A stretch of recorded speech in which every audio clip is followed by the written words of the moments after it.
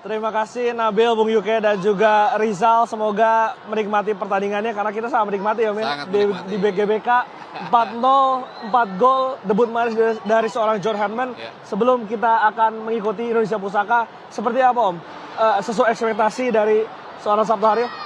Iya, dari skor, ini mungkin skor kedua terbesar ya, habis kemenangan kita lawan Chinese Taipei.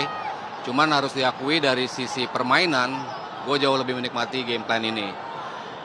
Maksudnya kan kita mencoba untuk, atau John Hartman mencoba untuk mengakali dalam tanda kutip tidak adanya Tom Haye. Pendekatan apa sih yang akan dia lakukan? Itu kan menjadi pertanyaan kita. Siapa sih yang cocok untuk menggantikan dia? Sejumlah nama kita pungkan dari Ricky Kambuaya. Tapi ternyata opsinya adalah dua gelandang bertahan. Dalam bentuk yang bukan gelandang bertahan asli. Jordi Amat yang belakangan sering tampil bersama Persija di posisi itu.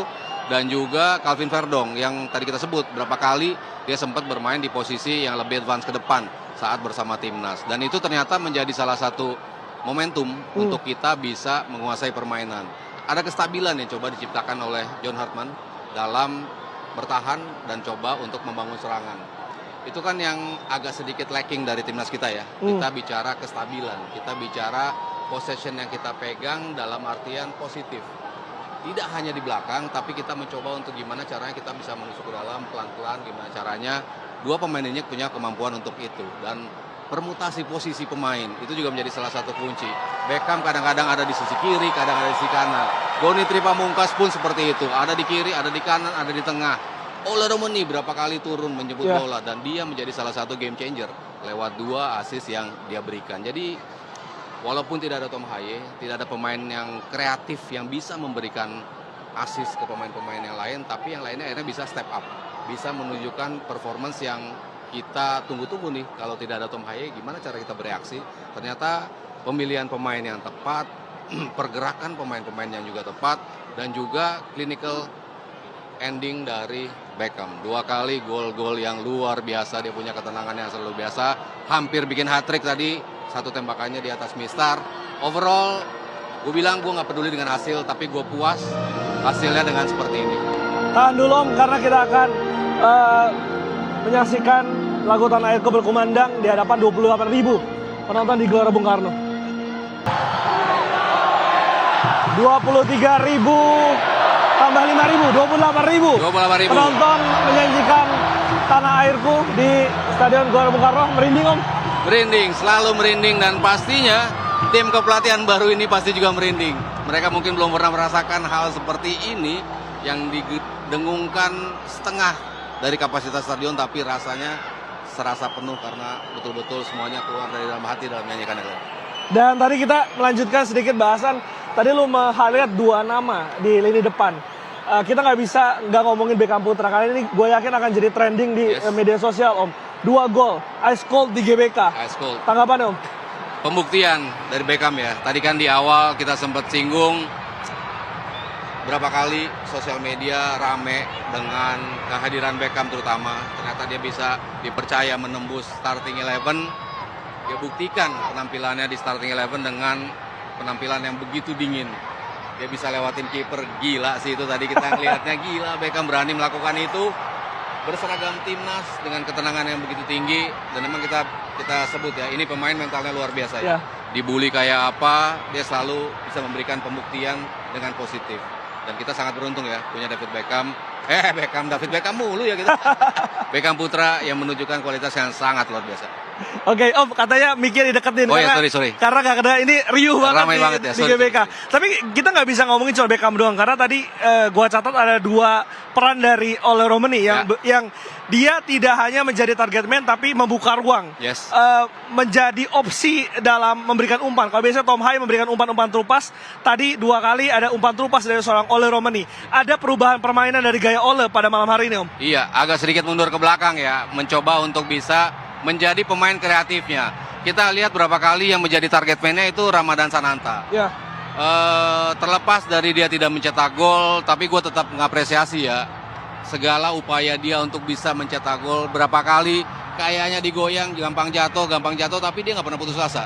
Dia coba selalu mencari posisi yang tepat dan selalu bisa mendapatkan posisi yang tepat, tapi eksekusinya memang belum bisa membuahkan gol. Tapi pemain yang punya kemampuan untuk mencium posisi yang dimana gue harus mencari ruang dan gue mendapatkan ruang, tinggal masalah eksekusi. Semakin sering dipercaya sebagai starter, semakin besar pasti kepercayaan diri dia ya untuk bisa tampil. Tadi kita ngelihat berapa banyak gestur positif dari tim kepelatihan ini. Ketika bola-bola mati, mereka maju ke depan, nunjukin mana yang harus mereka isi, siapa yang harus ngambil, siapa yang harus di posisi mana. Ketika Sananta tadi keluar, dari John Hartman nempuk pundak, bisikan sesuatu, asisten pelatihnya dua-duanya mendekati, membicarakan sesuatu. Artinya mereka mencoba untuk bisa mengatakan bahwa it's okay, lo nggak bikin gol hari ini, tapi gue puas dengan penampilan lo, next time gol itu akan lahir. Karena tadi kita lihat sepanjang pertandingan, John Hartman tidak pernah duduk. Dia setengah jongkok di pinggir lapangan memberikan instruksi. Itu suatu gestur yang dibutuhkan untuk bisa mengembangkan tim yang sebetulnya sudah ada fondasi ini, Om. Iya, itu kan yang kita bilang selalu it's all positif ya, dari awal dia datang. Kita hanya bicara apa yang keluar dari mulut dia, apa yang menjadi kemampuan berbicara dia. Kita belum lihat kemampuan dia saat melatih, kemampuan dia saat training, kemampuan dia sebelum pertandingan, dan kemampuan dia dalam in-game management. Dan ternyata semuanya emang positif, Glenn. Emang pelatih yang kita katakan ini memang cocok buat Indonesia. Terlepas dari lawannya ya, tidak memberikan perlawanan yang cukup berarti. Tapi kan lo gimana bisa manfaatin peluang yang ada, gimana lo bisa ngebongkar pertahanan yang seperti itu, gimana lo bisa menciptakan chance demi chance, walaupun golnya ya harusnya bisa lebih banyak seperti itu. Tentu tetap butuh hasil yang atau butuh kemampuan tersendiri dari seorang pelatih. Dan Herman perlahan-lahan sudah menunjukkan itu. At least di game pertamanya, gue cukup puas dengan hasil yang dia berikan karena dia bisa memaksimalkan skuad yang ada. Tidak adanya pemain-pemain yang tadi kita katakan, Dean James juga nggak bermain, Nathan juga belum bermain, beberapa pemain juga belum menunjukkan kualitasnya di atas lapangan. Tapi at least dari pemilihan pemain dengan game plan yang berbeda dari yang biasa kita lihat, ini hasil yang sangat positif. Dan terlihat ketika ada pergantian pemain, 8 pemain dimasukkan di babak kedua, tetap stabil. Tetap stabil. Bahkan Mauro tadi langsung mencetak gol. Ya. Gol pertama untuk timnas senior. Ya. Keseimbangan, kita bicara keseimbangan ya. Ini pelatih yang bisa menemukan keseimbangan, bagaimana lo bisa menciptakan transisi, bagaimana lo bisa menghalau sebuah transisi, bagaimana lo tetap kompak dalam bertahan. Berapa kali tadi St. Kitts and Nevis mencoba untuk masuk ke dalam kotak penalti, tapi cukup rapat ya penjagaan dari Rizky Ridho, habis itu Jay Itses berapa kali berjibaku, lalu dengan bantuan Donitri juga berapa kali tadi bisa memotong bola, Kevin Dix juga membantu, Jordi Amat membantu pertahanan juga. Pergantian pemain-pemain di belakang, Hubner masuk, tadi Elkan Bagot belum kita sebut ya, Elkan Bagot, Hubner masuk, tetap ada kestabilan di situ. Sandy Walsh masuk juga tetap stabil, lebih possessionnya malah lebih ada. Di babak kedua kita lebih memegang possession, lebih berbicara di sepertiga terakhir lapangan. Artinya yang gue suka dari John Hartman adalah dia bisa menciptakan keseimbangan di tim ini.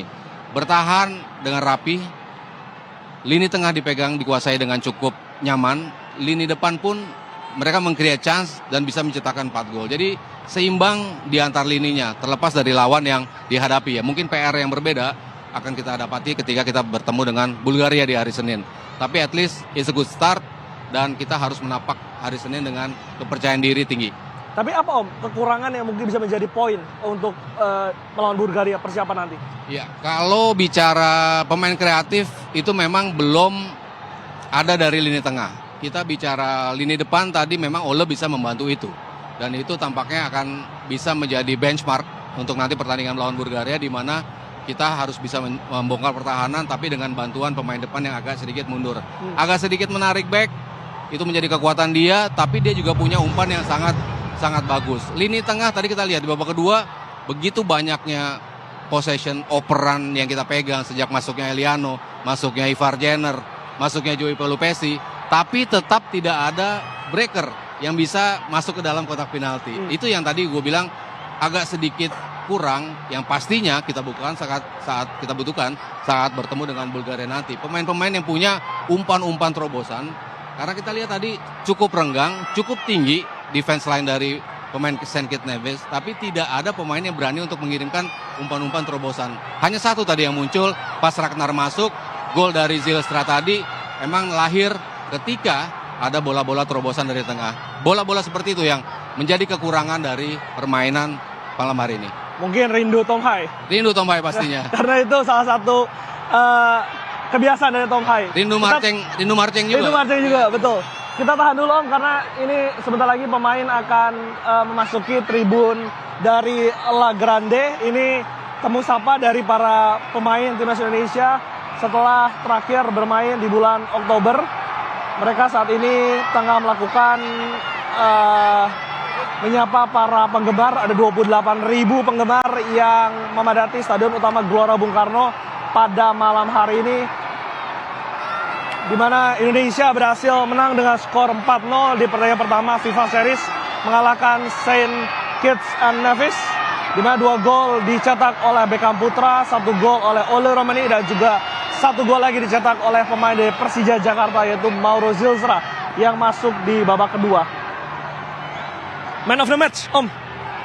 Man of the match harus diakui Beckham, walaupun Ole Romani megang peran penting sebagai penyuplai 2 gol dari Beckham Putra, tapi tidak adanya 2 gol awal yang begitu tenang dalam eksekusi, Beckham layak jadi man of the match hari ini. Beckham layak untuk bisa menjadi man of the match. Gimana menurut kalian? Coba tulis di kolom komentar siapa menurut kalian man of the match yang layak untuk bisa diberikan kepada pemain dari timnas Indonesia. Sekarang kita lihat dulu teman-teman, ini merupakan prosesi dari para pemain menyapa La Grande Indonesia yang memadati Stadion Utama Gelora Bung Karno pada malam hari ini.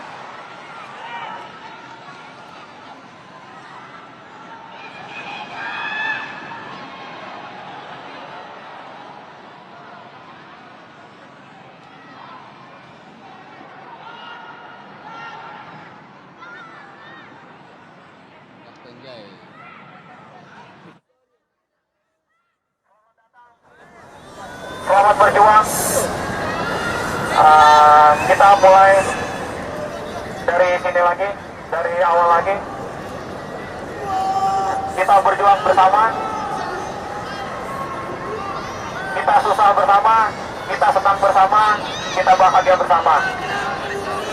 Kami, La Grande Indonesia, mengucapkan selamat berjuang untuk coach. Berikan yang terbaik buat kami.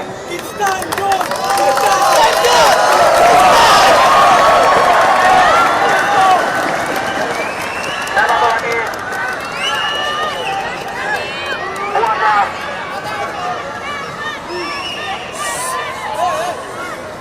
Dan satu lagi, buatlah kami semua bangga dengan kepemimpinanmu. Sekali lagi terima kasih banyak. Selamat malam.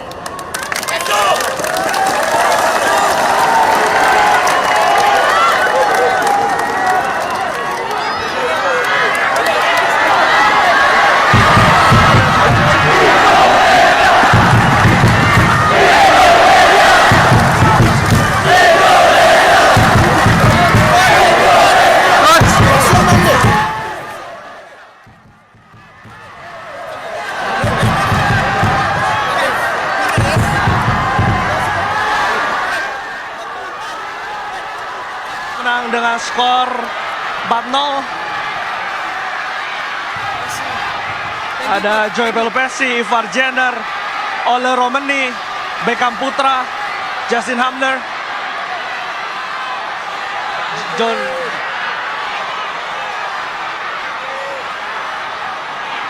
Ada Coach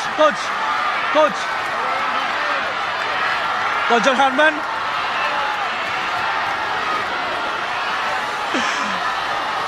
Tampaknya gak bisa ngobrol, tapi ini merupakan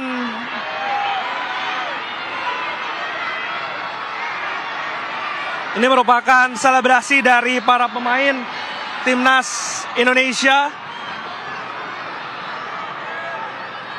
yang berhasil memenangkan pertandingan FIFA Series dengan skor 4-0 di Stadion Utama Gelora Bung Karno. Om, sebelum menutup, gue pengen kita tadi udah bilang tadi ada satu ruang terbuka yang seharusnya dimanfaatkan para pemain ini untuk bisa lebih ofensif ketika melawan Bulgaria. Tadi sebetulnya sempat diperankan oleh Kevin Dix yang berapa kali sempat masuk ke kotak penalti. Bahkan peluang pertama Indonesia pun berawal dari Kevin Dix, Om. Apa yang bisa menjadi atau siapa yang bisa menjadi pembeda untuk bisa menambal kelemahan timnas Indonesia di pertandingan kali ini? Ya. Pertama kalau kita bicara offense, memang kita bermain dengan cara yang berbeda dengan lawan Saint Kitts and Nevis. Melawan Bulgaria, based on apa yang mereka tunjukkan melawan Kepulauan Solomon, jelas lawan yang sangat berbeda kalian. Mereka punya wingers yang sangat luar biasa. Mungkin nggak akan semudah itu bagi wingback kita untuk bisa maju dalam artian ini. Entah itu nanti Verdong di kiri, entah itu nanti Donitri di kiri, entah itu Kevin Nix di kanan. Tidak akan seleluasa itu. Artinya kita butuh kanal-kanal berbeda, jelas. Dia terlepas dari kedua wings tadi kita yang tampil luar biasa. Jelas bola-bola dari tengah harus menjadi opsi yang bisa kita maksimalkan. Oke, kita main dari 1-2 di area wings. Dan itu yang membuka peluang bagi beberapa pemain untuk bisa masuk melakukan tusukan. Kevin Dix salah satu pemain yang berapa kali mencoba untuk melakukan itu. Saya rasa di pertandingan melawan Bulgaria itu tetap harus dipertahankan. Tapi kita tetap butuh pemain yang bisa menjadi game changer lewat tengah.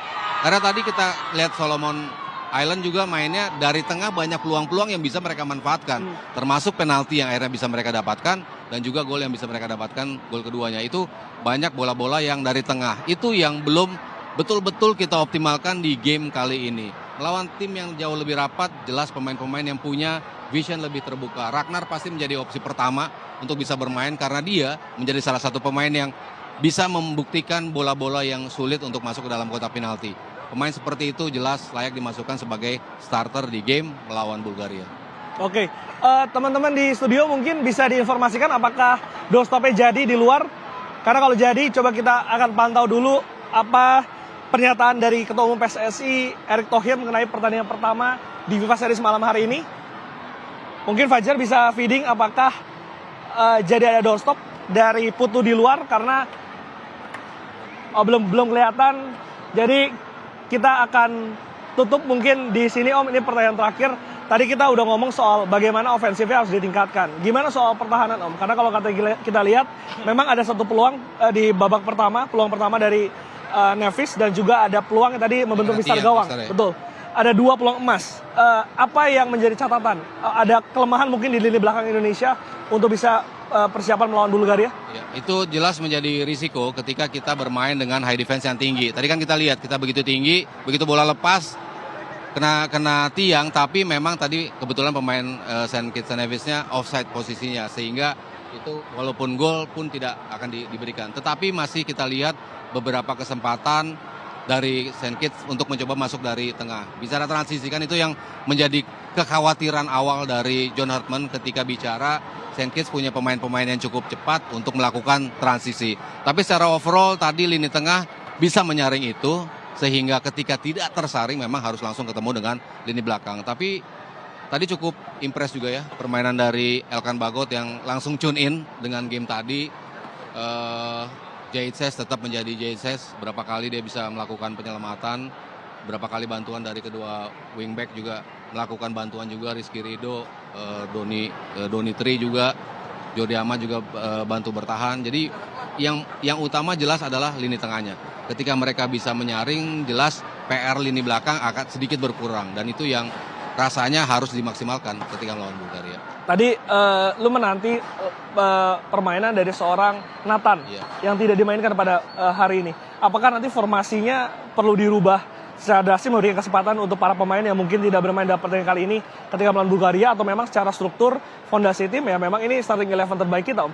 Iya, tadi kan kita melihat Hubner ketika latihan sendirian ya bersama Joey dan juga bersama Ragnar. Artinya ini pemain kayaknya nggak mungkin dimasukkan di awal-awal. Akhirnya mereka baru masuk di menit ke-65 kalau tidak salah, 60 ke belakang. Tampaknya pemain-pemain ini akan menjadi pilihan utama ketika nanti melawan Bulgaria. Ragnar, Hubner mungkin juga di lini belakang. Tadi dia terlihat sekali ketika defense cukup apik tanpa kompromi. Ketika offense dia juga berani juga untuk bisa mengambil bola dan juga mengambil inisiatif untuk membantu lini serang, dan hampir saja tadi menjadi gol kalau bolanya tidak menyamping. Di lini tengah gue masih menantikan peran dari Nathan, karena gue melihat sejak dia bermain di Willem Tay, dia menjadi pemain yang agak sedikit berbeda dalam artian positif pastinya. Begitu tenang, begitu menguasai lini tengah, bisa menjadi game changer di beberapa kali pertandingan William Tway. Jadi gue rasa ini salah satu pemain yang layak dikedepankan ya ketika nanti starting 11 melawan Bulgaria disusun oleh John Hartman. Oke, terima kasih Om Sabto, nggak kerasa. Ini seru banget. Seru, pasti. Rame banget juga yang nonton. Dan kita akan bertemu lagi teman-teman di hari Senin sama Mas Sabto lagi ya? Siap. Di hari Senin sama Om Sabto kita akan lihat pertandingan antara Indonesia melawan Bulgaria yang bisa Anda saksikan eksklusif di SCTV, Indonesia dan juga di video. Dan juga jangan lupa pantengin YouTube Liputan 6. Yes. Kita akan reaction lagi, kita akan bikin pitch side analisis lagi bersama dengan Om Sabto. Terima kasih banyak teman-teman yang udah nonton dari tadi, udah tulis di kolom komentar. Terima kasih banyak, kita akan berjumpa di hari Senin. Saya Glenn Joshua. Sabto Aryo. Sampai jumpa. Terima kasih teman-teman.